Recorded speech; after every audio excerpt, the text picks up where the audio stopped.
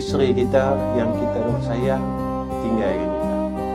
Dalam hidup ni, anak yang kita sayang, cucu yang kita sayang, menantu yang kita sayang, ketika mereka ni bawa turun badan kita, dia bawa turun dalam liang, kemudian mereka pelan-pelan kambut kita dengan tanah. Kemudian anak kita kata apa? Ayah, tinggal nak. Abah, tinggal nak. Kita dengar tuan-tuan. Masa dia cakap, Abah, Mak, tinggal dulu nak, kita dengar. Kerana ada hadis mengatakan, setelah orang yang mengiringi kita meninggalkan kita 7 langkah daripada kubur, ketika itu datang malaikat yang akan menyoal akan soalan kubur itu. Kita dengar tapak kaki itu tinggalkan kita.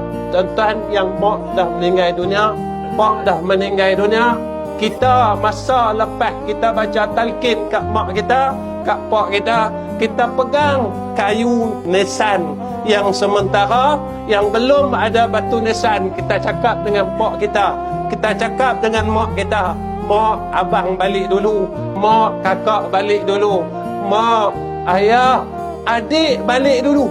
Masa tu tuan-tuan tak ada seorang pun temankan kita. Siapa temankan kita waktu tu? Nabi sebut dalam hadis, bila semua orang duk tinggalkan kita, kita merau tuan-tuan dalam liang. Kita kata, pasal apa semua orang tinggalkan aku? Pasal apa semua orang tak mau duduk dengan aku? Isteri yang aku sayang, isteri yang aku sanjung pun tinggalkan aku. Anak, cucu, menantu, semua tinggalkan aku. Betul lah kata ulama, ada beberapa perkara yang akan diragut daripada kita tanpa keizinan kita. Pertama, nyawa. Hebatlah kita tara mana. Malaikat tak payah nak minta izin kita ambil nyawa kita. Satu yang saya paling takut tuan-tuan, zamanlah ramai orang mati muda. Dan ini ada hadis, yang mana orang akan mati mengejut. Saya syukur tuan-tuan dan tuan-tuan semua kena syukur hari ini kita hidup. Tapi saya kena tanya diri saya, tuan-tuan kena tanya diri tuan-tuan, pasal apa abah hidup